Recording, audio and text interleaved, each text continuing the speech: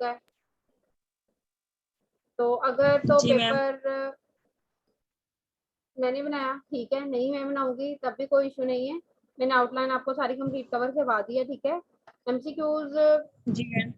Related to topics ही होंगे, और मैंने बाकी जो टीचर्स पढ़ा रहे हैं आपके डिपार्टमेंट में उनसे भी कंसर्न किया, वो भी इसी बुक से पढ़ा रहे हैं, ठीक है। तो पेपर कोई भी बनाएगा तो आप लोगों ने जी। परेशान नहीं होना।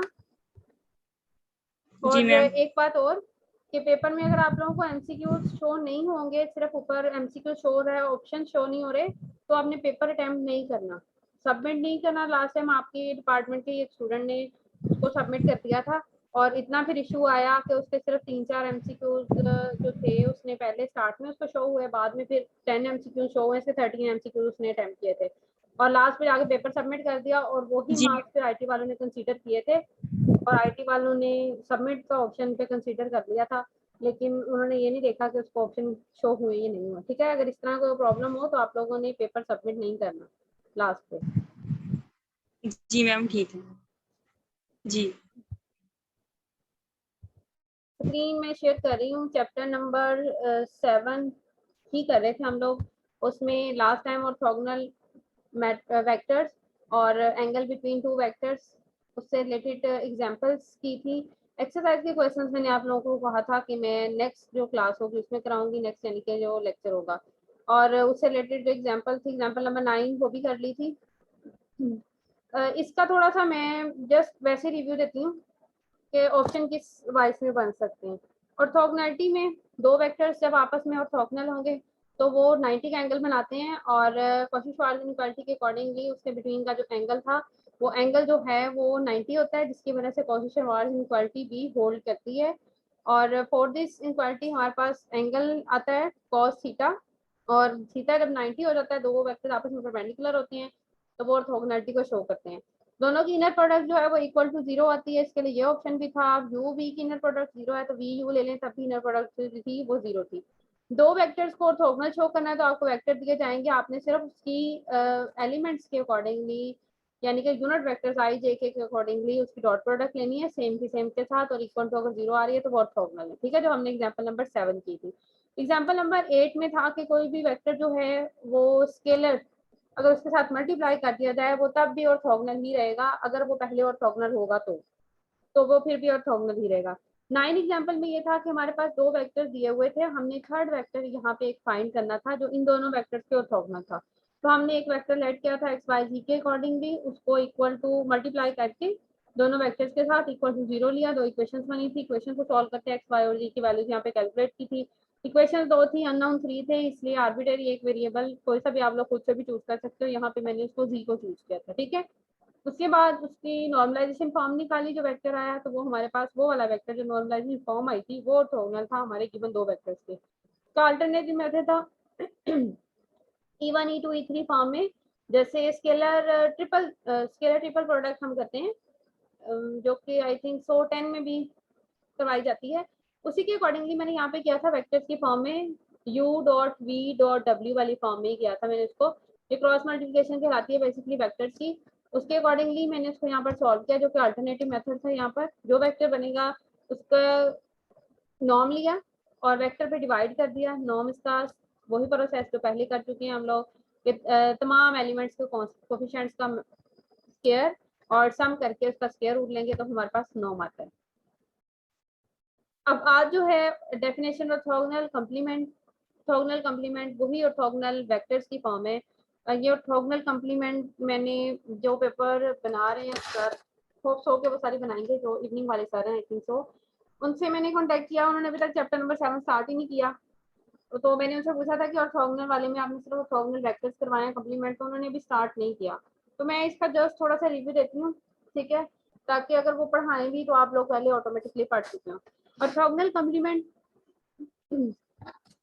let W be the subset of an inner product space V over R, the orthogonal complement of W।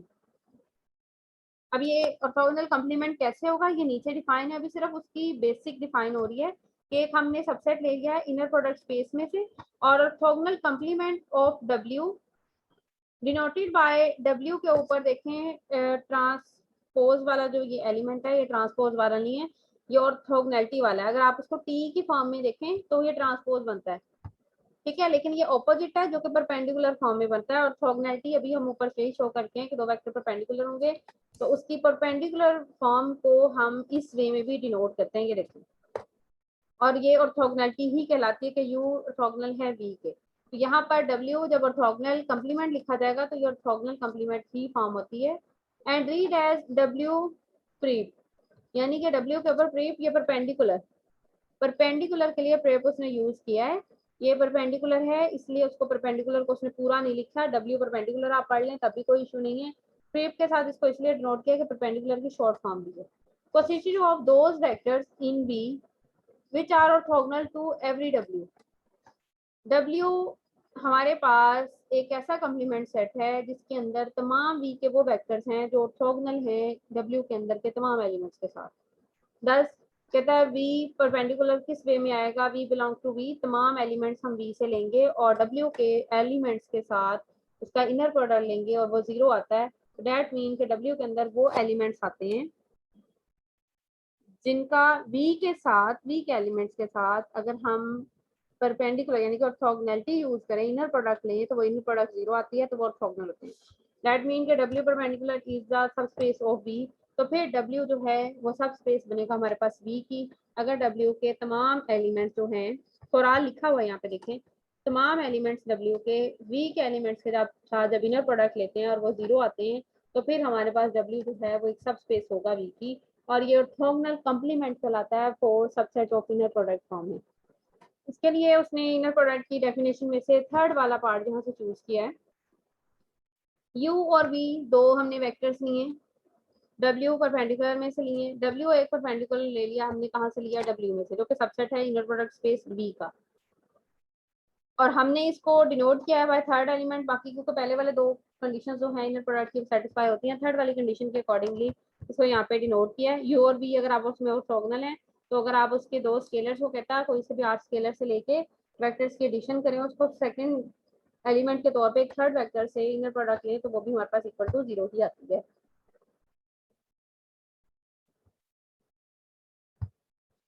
Next पे है definition orthonormal and orthogonal system.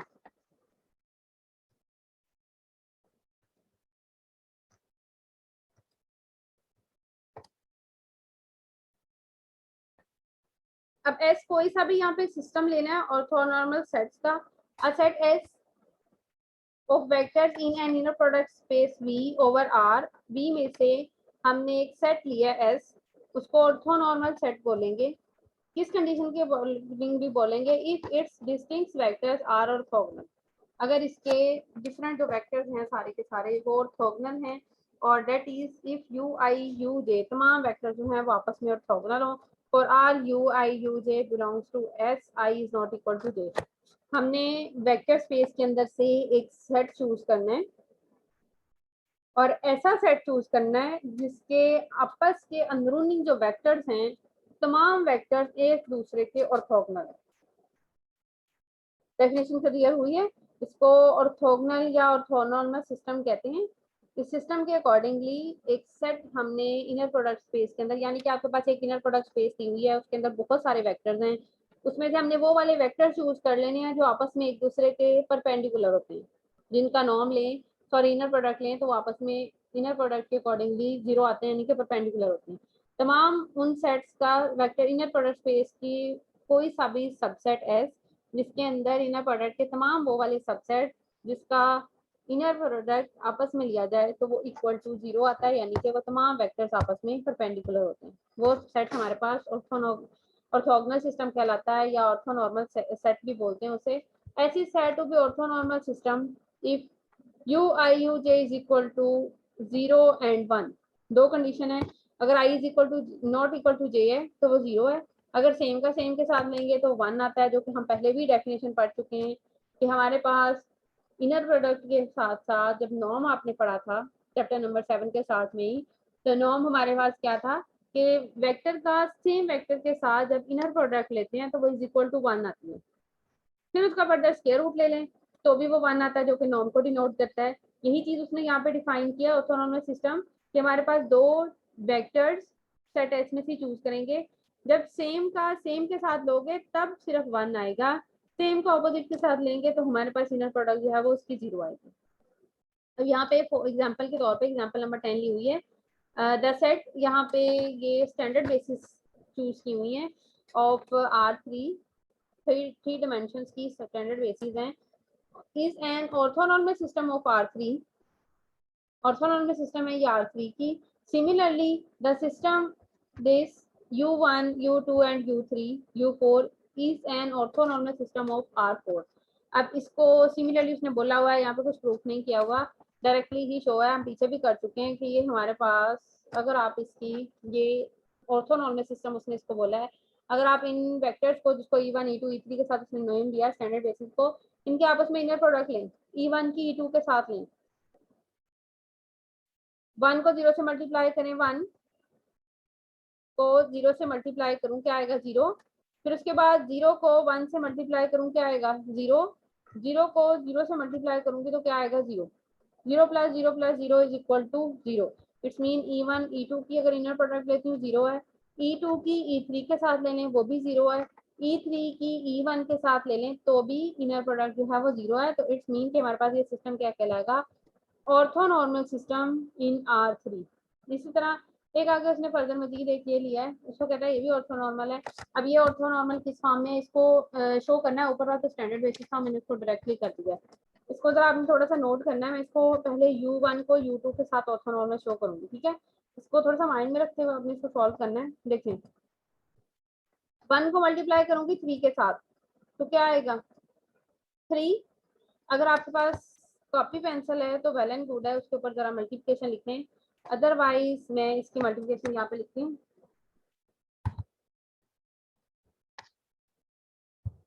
मैं इसकी मल्टीप्लिकेशन यहाँ पे लिख के आपको शो करती हूँ कि ये ऑर्थोनॉर्मल कैसे है।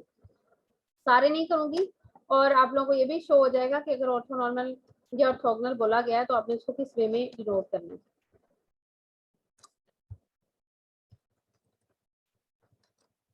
ये मेरे पास है ऊपर U1 एंड U2, मैं सिर्फ इनको कर रही हूँ अभी, ठीक है, बाकी नहीं लिख रही मैं। ये मेरे पास है यहाँ पे पूरा, थोड़ा सा डिटेल से लिख देती हूँ ताकि अंडरस्टैंड करने में आप लोगों को आसानी रहे। यहाँ पे मेरे पास है वेक्टर U1, अभी मैं सिर्फ U1 की U2 के साथ ले रही हूँ, U2 इज इक्वल टू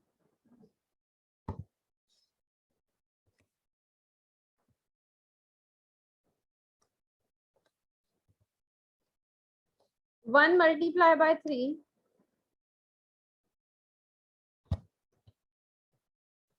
थोड़ा सा डायरेक्ट लिख देती हूँ यहाँ पे 3 और -1 मल्टीप्लाई बाय 1 ये आएगा -1, और 1 मल्टीप्लाई बाय -1 ये भी आएगा -1, और लास्ट वाला -1 मल्टीप्लाई बाय -1 ये भी आएगा -1।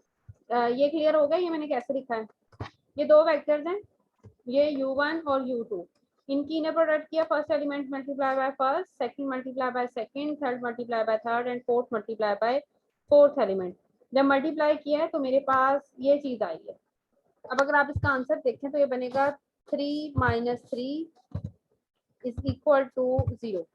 दैट मीन कि U1 एंड U2 आपस में दोनों वेक्टर जो हैं वो हमारे पास ऑर्थोगोनल हैं, और ये सिस्टम ऑफ ऑर्थोगोनल इसलिए बोला है कि तमाम एलिमेंट्स जो हैं वो एक दूसरे के ऑर्थोगोनल है। अब मैं सेकंड को लेते हुए अगर थर्ड को साथ में मल्टीप्लाई करती हूँ तो यहाँ पे आप नोट कीजिएगा ऑर्थोनॉर्मल क्यों बोला है। अभी तो मैंने सिर्फ दो एलिमेंट्स को, दो वेक्टर्स को आपस में शो किया कि ये ऑर्थोगोनल है। यहाँ पे ऑर्थोनॉर्मल पूरे सेट को किस लिए बोला है वो यहाँ पे मैं भी शो कर देती हूँ कि इसमें ऑर्थोनॉर्मल की फॉर्म क्या बोली है। मैं यहीं से कॉपी पेस्ट कर रही हूँ, इसी में चेंजिंग कर लेती हूँ। अब मैं ले रही हूँ 2 की 3 के साथ, ठीक है, इनर प्रोडक्ट ले रही हूँ 2 की 3 के साथ, वो मैंने हाईलाइट किया हुआ ऊपर 2 और 3 को। अगर आप यहाँ पे नोट करें तो 3 को 0 से मल्टीप्लाई करूंगी आंसर क्या आएगा 0, 1 को 2 के साथ करूंगी तो प्लस आएगा क्योंकि 2 भी प्लस है और 1 भी प्लस है। -1 को 1 से करूंगी तो आएगा -1, -1 को फिर 1 के साथ करूंगी तो फिर आएगा -1। ये इक्वल में आपके पास आंसर आएगा 2 एंड -2 इज इक्वल टू 0। अब इसी तरह 2 की 3 के साथ ली है, अब 3 की आप 4 के साथ अगर लेते हैं तब भी अगर आप नोट करें तो हमारे पास यही चीज आएगी। फिर 1 की 4 के साथ ले लें, सारे का सारा ये जो सेट है ऑर्थोनॉर्मल सिस्टम इसलिए कहा गया है क्योंकि ये तमाम वेक्टर जो हैं आपस में एक दूसरे के ऑर्थोगोनल है। क्लियर होगी डेफिनेशन कि ऑर्थोनॉर्मल सिस्टम या ऑर्थोगोनल सेट किसे बोला जाता है? तमाम एलिमेंट्स जितने भी यानी कि वेक्टर्स हैं वो आपस में एक दूसरे के ऑर्थोगोनल होंगे तो हमारे पास ऑर्थोनॉर्मल सिस्टम कहलाता है। नेक्स्ट पे example number 11, let V be the vector space of real valued continuous function on the interval minus pi to pi with inner product defined by, इसके inner product वाला question पहले भी हमने किया हुआ है, ये डिफाइन किया हुआ है। अब कहता है उसके आगे then 1 cos t cos 2t sin 2t so on is an orthonormal system in V।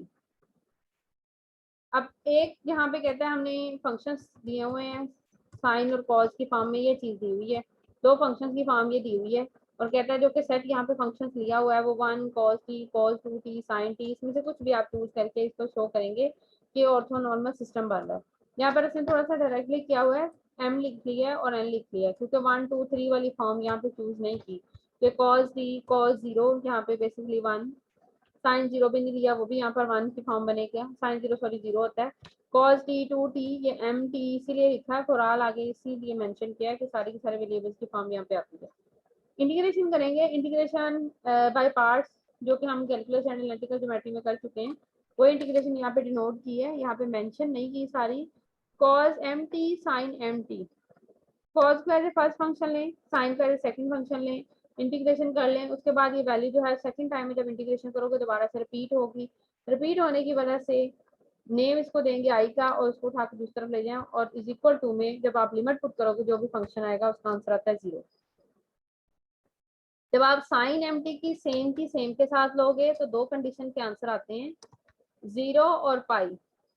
Condition है if m is not equal to n और if m is equal to n and greater equal to 1। ये सिर्फ ऐसे करवा रही हूँ, इसमें as a कोई आगे जाके यूज नहीं होगा एमसीक्यूज में, सिर्फ इसको जनरली तौर पे इसलिए मैं करवा रही हूँ, पूरा डिटेल नहीं करवा रही इसकी। माइनस पाई से पाई तक लिमिट लेते हुए कॉज और कॉज के साथ लेंगे तो 4 की फॉर्म जो यहाँ पे बनेगी हमारे पास इंटीग्रेशन करने के बाद। फिर आगे रिजल्टेंट में 3 आंसर बनेंगे 0 पाई और 2 पाई, उसकी लिमिट्स भी आगे उसने डिफाइन की हुई है। The following theorem given a general method of finding a non-zero vector orthogonal to a given vector. This method is due to Arif Rafiq। ये ऑर्थोगोनल वाला जो फॉर्म थी वेक्टर्स की ऑर्थोनॉर्मल की सिस्टम की फॉर्म जो थ्योरम नीचे दिए गए हैं, इनका जो मेथड है ये आरिफ रफीक ने डिफाइन किया है कि वेक्टर्स अगर इस वे में है तो उसकी बेसिस किस वे में हो सकती है इनर प्रोडक्ट को यूज करते हुए। ये नीचे जो थ्योरम दिए हुए हैं ये सारे के सारे उसी से रिलेटेड है। Let V a vector B a vector in an inner product space V, then the basis इसकी ये लिए, ये ऑर्थोगोनल बेसिस हैं क्योंकि एक दूसरे के परपेंडिकुलर हैं तमाम एलिमेंट्स।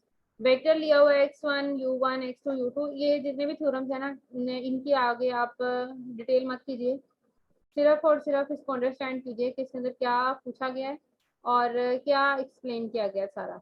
ये इसकी सारी की सारी स्टेटमेंट है, सिर्फ इनकी स्टेटमेंट्स ही करें, ये स्टेटमेंट है, स्टेटमेंट को मैं भी अंडरस्टैंड कर देती हूँ आपको कि स्टेटमेंट में बेसिकली क्या उसने कहा है।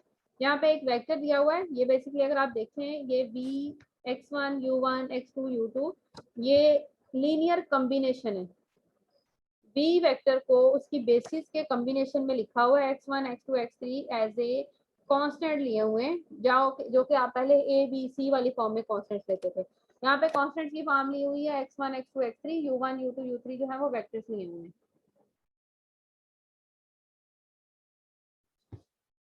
देन बी, यहाँ पे जो बी है कहता है ये orthogonal to other vector B के होगा। बी किस फॉर्म में उसने लिया हुआ है, ये इस फॉर्म में लिया हुआ है u1 u2 x1 x2 u2 u3 x2 x3 so on, इसी तरह un u1 xn x1 तमाम 1 by 1 एलिमेंट्स के साथ एक उसने कॉम्बिनेशन बनाया डिटर्मिनेंट का। ये एक वेक्टर लिया हुआ है, ये आपने खुद से चूज नहीं किया, ये क्वेश्चन के अंदर यानी कि थ्योरम के स्टेटमेंट के अंदर ही डिफाइन है। अब हम सिर्फ ये शो करें कि ये जो वेक्टर ये और ये दो वेक्टर दूसरा वेक्टर है, ये दोनों आपस में ऑर्थोगोनल होंगे किस कंडीशन के accordingly, is orthogonal to V provided V steric is not equal to 0। ये ऑर्थोगोनल होगा कहता है V के। अब इसको आगे उसने एक्सप्लेन किया हुआ, ओपन भी किया है डिटर्मिनेंट ऑफ 2 एलिमेंट्स है तो हम इसको इसमें भी लिख सकते हैं, ठीक है। अब अगर आप यहाँ पर नोट करें u1 multiply by x2 and xn, u2 multiply by x3 minus x1, un minus 1 multiply xn minus xn minus 2, इस तरह un multiply x1 minus xn minus 1। ये ऑर्थोगोनल फॉर्म को इसको इसने फर्दर आगे ओपन किया हुआ है। ओपन किस वे में किया है इसको थोड़ा सा एक्सप्लेन कर देती हूँ। u1 ने किसके साथ मल्टीप्लाई होना है, x2 के साथ। u2 ने किसके साथ मल्टीप्लाई होना है, x1 के साथ। और यहाँ पे भी एक u2 है जो कि x3 से मल्टीप्लाई हो रहा है, और इस x3 और इस x1 के साथ जो u2 मल्टीप्लाई होकर आ रहा है वो यहाँ पे कंबाइन लिखा हुआ है। ये जो xn लिखा हुआ है ये बेसिकली ये xn और u1 जब आपस में मल्टीप्लाई होंगे माइनस के साइन के साथ, यहाँ पे कंबाइन करके लिखा है u1 u2 के एलिमेंट्स को, फिर u3। अगर आप नोट करें यहाँ से u3 के बनेंगे, ये u3 मल्टीप्लाई होगा इसके साथ x2, और साथ में क्या आएगा, नेक्स्ट वाला जो यहाँ पे मेंशन नहीं किया, ऑन किया हुआ है, उसके साथ वाला एलिमेंट आएगा जो कि हमारे पास ux4 की फॉर्म बनेगी, वो यहाँ पे मेंशन नहीं किया हुआ, यहाँ पे भी सोन के साथ उसको स्किप आउट किया तथा ये दोनों, ये यू स्टेरिक जो कि ये सारा का सारा आ रहा है ये, और ये मैट्रिक्स ये ऑर्थो वेक्टर सॉरी ये आपस में ऑर्थोगोनल होंगे। किस कंडीशन में होंगे, जब v asterisk is not equal to 0। if v static is equal to 0 then the vector v static is equal to x2 minus x1 0 0 0 0। अगर वो 0 ले रहे हैं आप ये वाला वेक्टर तो कहते हैं तमाम एलिमेंट 0 हो जाएंगे, बट x2 माइनस x1 जो कि हमारे पास एलिमेंट बन रहा है यहाँ से x2 माइनस x1 की फॉर्म में u1 वाला एलिमेंट वो 0 नहीं होगा, बाकी सारे 0 हो जाएंगे। इज ऑर्थोगोनल टू v, और हमारे पास डिफाइन हो जाएगा कि वो भी ऑर्थोगोनल की फॉर्म बना रहा है। अब इसका प्रूफ नहीं किया सारे का सारा, और ये एक ही थ्योरम यहाँ पे इंक्लूड था तो बाकी नहीं थे, इसका प्रूफ किया भी नहीं हुआ उसने वहां भी, क्योंकि ऊपर पूरा एक्सप्लेन हो रहा है, सारा का सारा वे ऊपर ही यूज हो रहा है। आगे जो एक्सरसाइज के क्वेश्चंस हैं वो क्वेश्चन नंबर 6 कर लिया था आप लोगों ने या रहता था अभी क्लास, क्वेश्चन नंबर 6 किया था या लास्ट वाले लेक्चर में या नहीं किया अभी?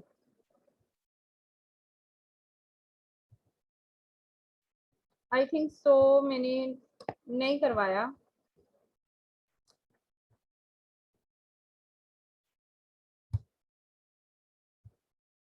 मैंने आप लोगों को कहा था सॉरी करने के लिए, आप लोगों ने किया है? वो एग्जांपल मैंने करवाई थी जिसके अंदर वेक्टर डिफाइन नहीं थे और मैंने आप लोगों को कहा था, फिर आप लोग उसको खुद से कीजिएगा।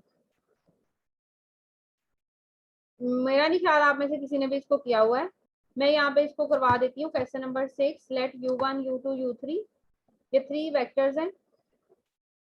Using example number 2 find the inner product of each pair of above column vector. Example number 2 का यूज करते हुए इनर प्रोडक्ट निकालनी है इन तमाम वेक्टर्स की, यानी कि u1 की u2 के साथ, u2 की u3 के साथ, u3 की फिर u1 के साथ में। सबसे पहले तो इनर प्रोडक्ट निकालनी है, और मेरा क्लास ख्याल है क्लास मैंने आप लोगों को एक क्वेश्चन करवा दिया था इनर प्रोडक्ट और नॉर्म वाला। बाकी दो जो थे नीचे ऑर्थोगोनल वाले वो रहते थे, लेकिन मैं इसको एक्सप्लेन कर देती हूँ, बता देती हूँ दोबारा से, आप लोग खुद से कर लीजिएगा।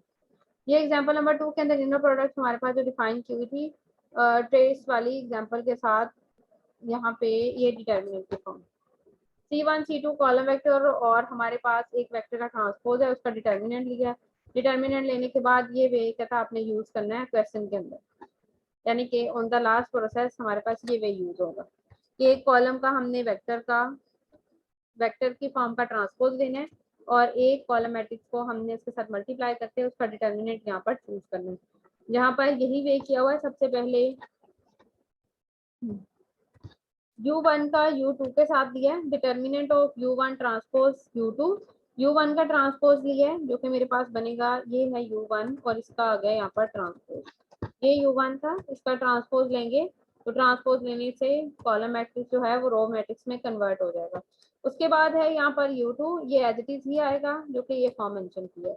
दोनों को मल्टीप्लाई करेंगे, मल्टीप्लाई करने से ये भी आएगा, हमारे पास मैट्रिक्स आएंगे साइड पे, लेकिन डिटर्मिनेंट आ रहा है, जैसे ही डिटर्मिनेंट लेंगे तो ये एक एलिमेंट ही रह जाएगा जो कि यहाँ पर आ जाएगा 6।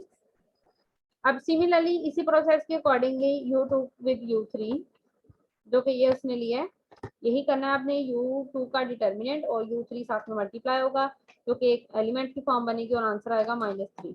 फिर u1 का u3 के साथ ले लें या u3 का u1 के साथ ले लें तब भी सेम है। अब उससे नेक्स्ट पे है the norm of each vector. अब इन तमाम वेक्टर्स का नॉर्म फाइंड करना है।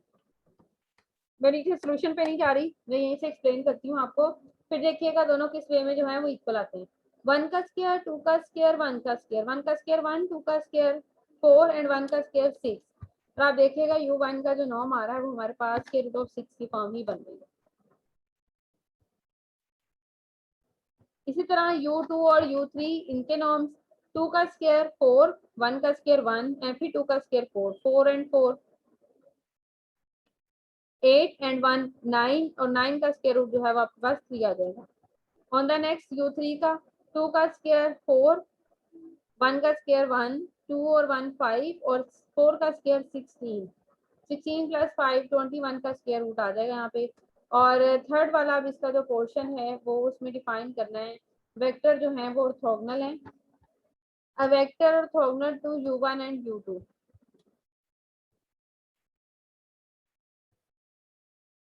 यहाँ पे वेक्टर फाइंड करना है जो u1 और u2 के ऑर्थोगोनल है।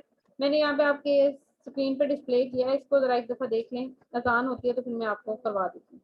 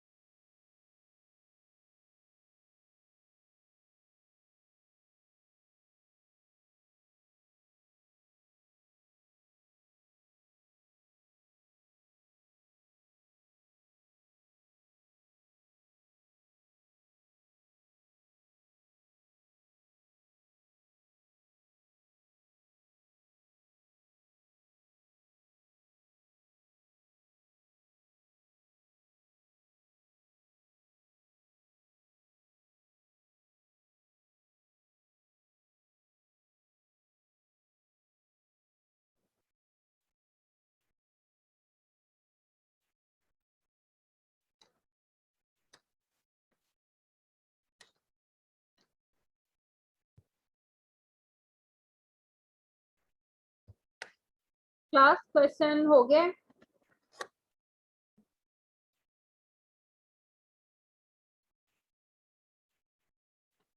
क्लास मेरी आवाज आ रही है आपको? क्वेश्चन नंबर 6 का थर्ड पार्ट मैंने आप लोगों को कहा था भी करने को। इसमें वेक्टर्स ऑर्थोगोनल्स की फॉर्म है to u1 and u2 is given by the vector product। Vector find करना है जो हमारे पास u1 और u2 के ऑर्थोगोनल है। जैसे कि एग्जांपल की थी उसमें लेट किया था। एग्जाम्पल वाला मेथड जो है वो अल्टरनेटिव उसने पहले कर दिया और दूसरा जो है वो एज अल्टरनेटिव बाद में यूज कर दिया। कि एक वेक्टर को हमने लेट कर लिया है, दोनों वेक्टर u1 और u2 के साथ उसकी इनर प्रोडक्ट ली है, दो इक्वेशंस बनी है जो कि यहाँ पे ये डिनोट की हैं। दोनों को यूज करते हुए हमने x, y और z की वैल्यू फाइंड किया है। इसमें से आप पे डिपेंड करता है कि आप कौन सी जो एलिमेंट है उसको as a arbitrary element choose करना चाह रहे हैं। और उसके अंदर एक सेकेंड मेथड था। सेकेंड मेथड हमारे पास ये था कि हमारे पास ये एक वेक्टर दिया हुआ है,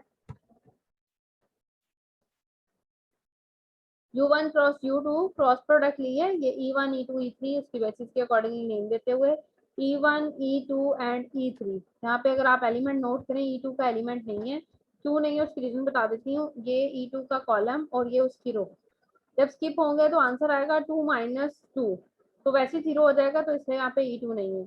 E1 और E3 के अकॉर्डिंग जो कोफिशिएंट्स आ रहे हैं 3 0 एंड -3, ये हमारे पास ऑर्थोगोनल वाली फॉर्म अभी फाइंड की है। अभी इसको हमने फर्दर आगे दूसरी कंडीशन के साथ भी सॉल्व किया हुआ है इसमें, कि हमने एक लेट कर लिया वेक्टर U को मल्टीप्लाई किया है U1 और U2 के अकॉर्डिंगली, U1 के साथ किया है और ये U2 के साथ मल्टीप्लाई किया।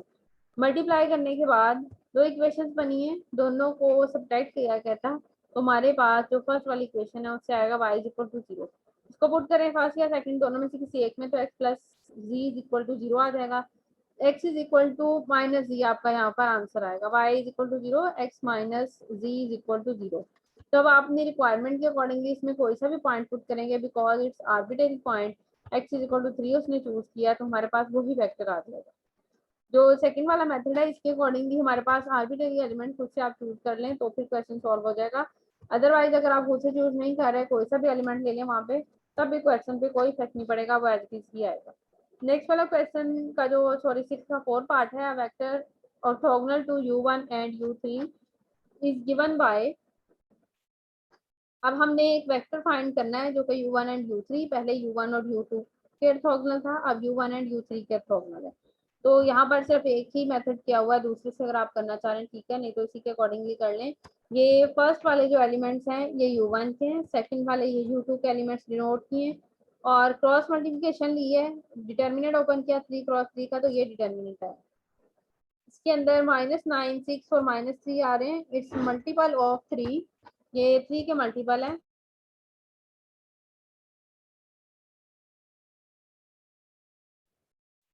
Notice that any multiple of -3 to -1 is orthogonal to U1 and U3।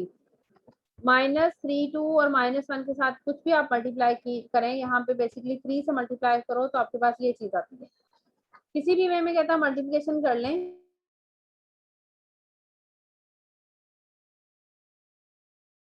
Multiplication किसी भी वे में कर लें तो आपके पास जो है वो वेक्टर ऑर्थोगोनल ही आएगा। यहाँ पे डिनोट करने की जरूरत नहीं है, करना चाह रहे हैं तो आप एलिमेंट्स को मल्टीप्लाई करके भी यहाँ पे डिनोट कर सकते हैं कि 3 से मल्टीप्लिकेशन की फॉर्म बन रही है। ये सिर्फ उसने इस वे में इसको डिनोट किया है, जो कि हमने ऑर्थोगोनल वाला मैंने आप लोगों को करवाया था कि हमारे पास दो वेक्टर जो है वो ऑर्थोगोनल होते हैं, तो किसी भी कंडीशन के अकॉर्डिंगली आप उसके साथ कोई भी स्केलर मल्टीप्लाई कर दें वो तब भी ऑर्थोगोनल ही रहता है दूसरे वेक्टर के। यहाँ पे इसीलिए उसने डिनोट किया है कि यहाँ पे आप इसका कोई सा भी मल्टीपल ले लें तब भी वो U1 और U2 के ऑर्थोगोनल ही रहेगा। हमने इसी वेक्टर में से 3 कॉमन लिया है, एज स्केलर फॉर्म में उसने सिर्फ इसको डिनोट करने के लिए यहाँ पे वैल्यू को डिनोट किया है। अदरवाइज इसमें कोई भी डिफिकल्टी की फॉर्म नहीं है, तमाम क्वेश्चन जो थे वो बहुत सिंपल थे। मैंने बहुत स्लोली एक्सरसाइज 1 करवाई है क्योंकि इसके अंदर आपका इनर प्रोडक्ट का topic, norm of a vector और ऑर्थोगोनल, ऑर्थोनॉर्मलाइजेशन और ऑर्थोनॉर्मल वेक्टर, ये सारे टॉपिक इसमें से कवर हो रहे थे, इसलिए मैंने इसको थोड़ा स्लो स्लो करवाया क्योंकि इसके अंदर क्वेश्चंस इतने ज़्यादा नहीं है, लेकिन क्वेश्चंस के ना होने के अलावा उसने एग्जांपल्स दे दिए काफ़ी सारी। अब नेक्स्ट जो है आप लोगों का टॉपिक चैप्टर नंबर 7 में नेक्स्ट एक्सरसाइज का जो टॉपिक है वो ऑर्थोगोनल मैट्रिसेस हैं। अब मैट्रिक्स ऑर्थोगोनल कब होता है उसके लिए यहाँ पे दो डेफिनेशंस डिफाइन है, दोनों में से कोई एक भी आप मेंशन कर लें कोई इफेक्ट नहीं पड़ेगा। पहले आपने किया orthogonal vectors,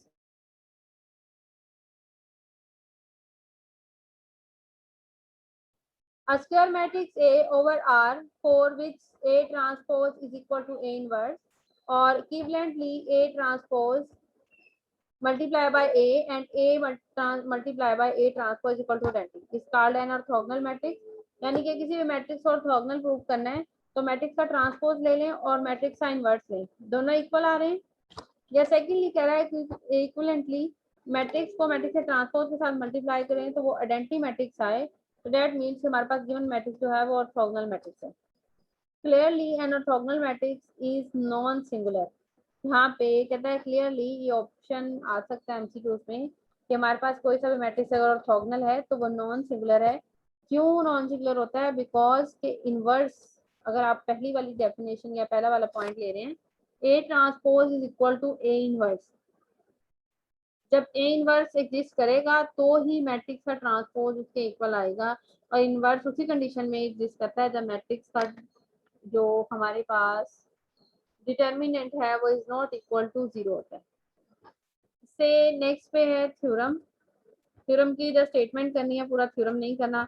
the following conditions for a square matrix A R equivalent. नीचे की हुई कंडीशंस जो हैं वो आपस में इक्विवेलेंट है। अब इक्विवेलेंट किस वे में है? हमारे पास एक मैट्रिक्स है ए इज ऑर्थोगोनल। अगर ए ऑर्थोगोनल है तो वो इक्विवेलेंट है the rose of A from an orthonormal set. जो मैट्रिक्स ए की रोज हैं वो ऑर्थोनॉर्मल सेट्स होगी। अब ऑर्थोनॉर्मल रो क्यों बोला है उसने? अगर आपने नोट किया हो, जो हमने ये एग्जांपल्स किए हैं ऑर्थोगोनल वाली, इसमें आपको u1 और u2 एज ए वेक्टर ही दिए हुए हैं। अब आपने यहाँ पे u1 को नोट करना है, 1 2 1 के साथ है। जब मैं इसको डिनोट कर रही हूँ यहाँ पर, ये देखें 1 2 1 रो वाइज मेंशन किया हुआ है, इसलिए वहां पे जो अब आपने ऑर्थोगोनल मैट्रिक्स वाली कंपैरिजन करना है कि given conditions are equivalent, A अगर ऑर्थोगोनल है तो that mean a row of A from an orthonormal set. तो जितनी भी ए की रोज हैं वो ऑर्थोनॉर्मल सेट्स बनाएंगी अगर ए जो है वो ऑर्थोगोनल होगा। नेक्स्ट पे है the column of a form an orthonormal set. Rows अगर ऑर्थोनॉर्मल सेट है तो ऑब्वियसली कॉलम्स भी ऑर्थोनॉर्मल सेट्स ही होंगे, और कॉलम्स अगर ऑर्थोनॉर्मल सेट्स हैं या रोज ऑर्थोनॉर्मल सेट्स हैं तो ऑटोमेटिकली ए इज ऑर्थोनॉर्मल। ये तीनों कंडीशंस आपस में इक्विवेलेंट हैं कि अगर कोई सा भी मैट्रिक्स हमारे पास ऑर्थोगोनल है तो इट्स मीन उसकी रोज और कॉलम जो हैं वो ऑर्थोगोनल होंगे, ऑर्थोनॉर्मल सेट्स बनाएंगे। और अगर कोई सा भी मैट्रिक्स उसकी रो और कॉलम ऑर्थोनॉर्मल हैं तो मैट्रिक्स जो है वो ऑर्थोगोनल मैट्रिक्स कहलाएगा। एग्जाम्पल नंबर 13, इसको शो करना है कि ये हमारे पास ऑर्थोनॉर्मल सेट है। तो by the definition of orthonormal set, matrix को मैट्रिक्स से ट्रांसपोज के साथ मल्टीप्लाई करें, आंसर अगर आइडेंटिटी आता है तो मैट्रिक्स जो है वो हमारे पास ऑर्थोनॉर्मल है। उसके अलावा अगर आप इसको मैट्रिक्स का ट्रांसपोज ले लें और इसका इनवर्स लें, दोनों सेम आते हैं, तब भी हमारे पास मैट्रिक्स जो है वो ऑर्थोनॉर्मल है। इसको ऑर्थोनॉर्मल को प्रूव करने के लिए मैट्रिक्स को मैट्रिक्स से ट्रांसपोज के साथ मल्टीप्लाई किया। मल्टीप्लाई करने के बाद ये इसकी मल्टीप्लिकेशन की है, रो एंड कॉलम वाइज अगर मल्टीप्लाई करके अगर आप नोट करें तो मैट्रिक्स का मल्टीप्लिकेशन जो है उसके ट्रांसपोज के साथ इज इक्वल टू 1 आती है। That mean thus A is orthogonal and so row and column of A form an orthonormal sets. अब नेक्स्ट एग्जांपल नंबर 14 ये मैं कल करवाऊंगी, और एग्जांपल नंबर 1 से रिलेटेड जो क्वेश्चन है एक्सरसाइज में नोट आपके साथ शेयर कर रही हूँ। इससे रिलेटेड जो क्वेश्चंस हैं वो आप लोगों ने करने हैं। इसी के अंदर मैंने इसका सॉल्यूशन भी ऐड किया हुआ है। जो एक्सरसाइज है उसका सॉल्यूशन भी मैंने साथ ही ऐड कर दिया नोट्स के अंदर, तो आप लोगों ने एक दफ़ा देख लेना है। जो क्वेश्चंस नहीं होंगे वो फिर आप लोग मेरे से कल शेयर कर लीजिएगा।